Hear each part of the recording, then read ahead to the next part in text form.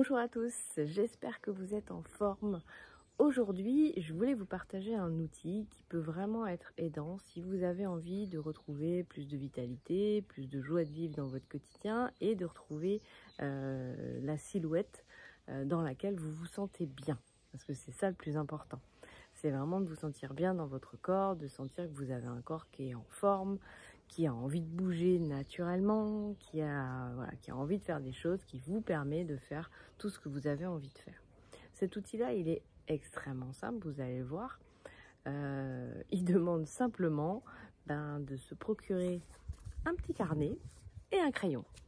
Et en fait, ce que je vais vous inviter, ce que je vous suggère à faire, et notamment pour les personnes qui sont qui vont se lancer dans le challenge zéro sucre, ou pour les personnes qui font la détox, c'est vraiment un conseil que je donne en plus à côté. C'est d'utiliser ce carnet comme si c'était votre meilleur ami. Vraiment, imaginez que dans ce carnet, vous pouvez, enfin c'est pas imaginer d'ailleurs, c'est mettez dans ce carnet tout ce que vous auriez envie de dire à votre meilleur ami chaque jour, chaque matin, quand vous vous réveillez, quand vous vous levez, comment vous vous sentez, de noter aussi dedans ce que vous mangez, si vraiment vous avez envie de trouver l'alimentation qui vous convient le mieux. C'est important de noter régulièrement ce que vous mangez, pardon. Au moins de faire cet exercice-là sur plusieurs semaines, indiquer ce que vous mangez, comment vous vous êtes senti quand vous avez mangé. Est-ce que vous avez mangé parce que vous sentiez de la colère, de la tristesse, parce que vous aviez besoin de réconfort? Est-ce que vous avez repris 2 fois du gâteau alors que vous n'aviez plus faim? Et l'idée, c'est de le voir vraiment comme une confidence à son meilleur ami. Et à notre meilleur ami, il n'y a pas de jugement. Donc surtout d'éviter le jugement, la culpabilité, ça ne sert à rien. Chacun fait du mieux qu'il peut en fonction de là où il en est, en fonction de son niveau de conscience aussi du moment. Donc vraiment c'est important d'utiliser ce carnet vraiment, encore une fois, comme si c'était votre meilleur ami, votre confident. Quand on est enfant, on parle souvent du journal intime, mais en fait c'est quelque chose de puissant, le journal intime, parce que ça permet vraiment d'aller se déposer. On peut tout dire, on peut tout écrire, il n'y a pas de bon, il n'y a pas de mauvais. C'est vraiment d'utiliser cet outil-là comme un outil avec lequel on se dépose. On lâche ce qu'on a besoin de lâcher, on écrit vraiment ce qu'on ressent, et c'est toujours intéressant, ça va vous permettre forcément au bout d'un moment d'avoir des prises de conscience, de peut-être même inconsciemment faire de nouveaux choix.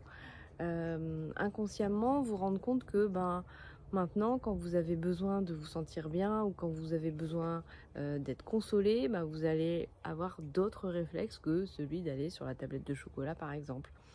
Voilà, ça va vraiment vous permettre de mettre en lumière vos schémas répétitifs, et puis surtout, encore une fois, de vivre vraiment vos émotions, parce que plus on s'autorise à les ressentir et donc ensuite à les écrire, à les déposer, moins on a tendance à les garder.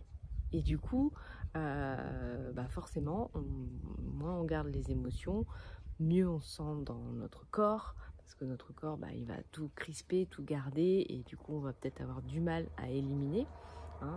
La gestion des émotions, c'est quelque chose de très important.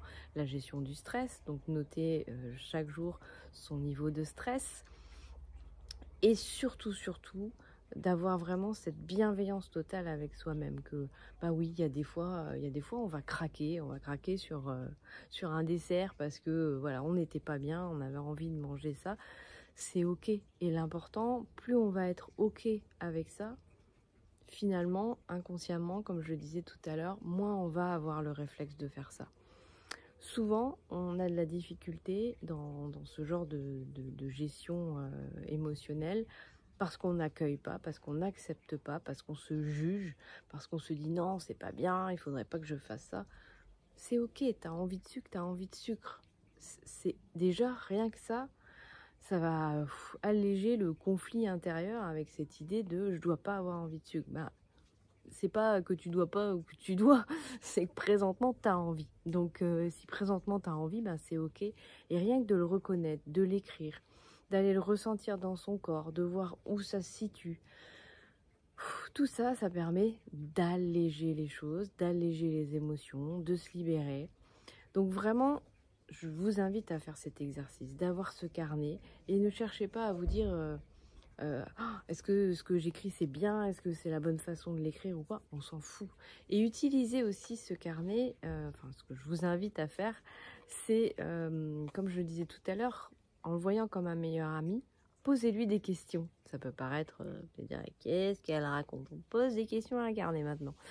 Mais non, en fait, on pose des questions. Le fait de poser des questions permet d'ouvrir, permet d'ancrer le fait que vous êtes ouvert à trouver d'autres solutions. Parce que clairement, c'est important de se dire que là où on en est aujourd'hui, c'est exactement là où on doit être. D'accord? Il n'y a pas de j'aurais dû faire ceci, j'aurais dû faire cela. Non, on a fait exactement ce qu'on était capable de faire en fonction de là où on en est. Donc déjà, on relâche ça.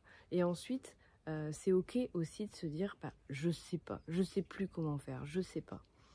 Et de poser les questions. Par exemple, je sais pas, vous vous apercevez, vous notez que je me sens pas bien à chaque fois, tous les jours, à 17 h, je ressens cette envie de sucre, c'est désagréable, c'est compulsif, enfin, peu importe. Et vous pouvez très bien terminer ça par dire, bah, comment puis-je faire autrement? Ou quoi de mieux est possible? D'ouvrir. Et cherchez pas de réponse, surtout pas avec votre mental. Si le mental savait faire, ça se saurait et on serait pas en train de faire ce genre de travail. Donc, pas chercher de réponse avec le mental.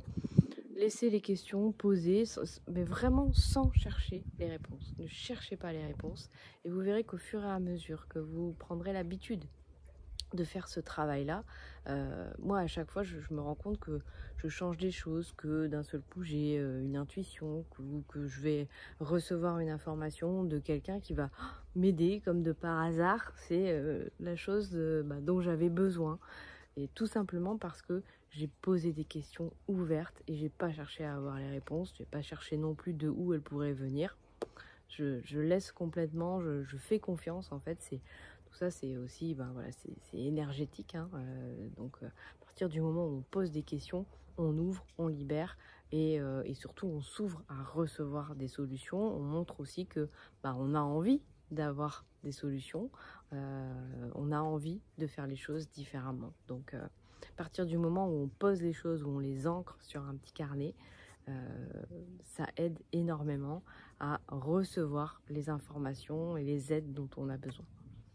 Voilà ce que je voulais vous partager aujourd'hui. Donc, je vous invite vraiment à tester, à expérimenter, d'avoir ce carnet de bord avec vous et d'y noter, encore une fois, tous les jours, vos émotions, vos ressentis, ce que vous mangez, comment vous vous êtes senti dans votre corps. Est-ce que, là, par exemple, moi, ce midi, j'ai testé de manger des choses que je ne mange pas forcément d'habitude.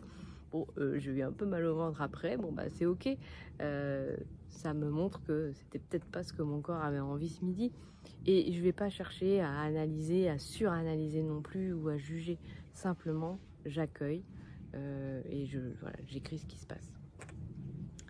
Voilà ce que j'avais envie de vous partager comme outil qui, somme toute, est très simple, ne coûte pas grand-chose, à part un petit carnet, et peut vraiment vous aider à avancer durablement vers un mieux-être au quotidien. Je vous souhaite dans tous les cas, comme toujours, d'être en forme et je vous dis à bientôt.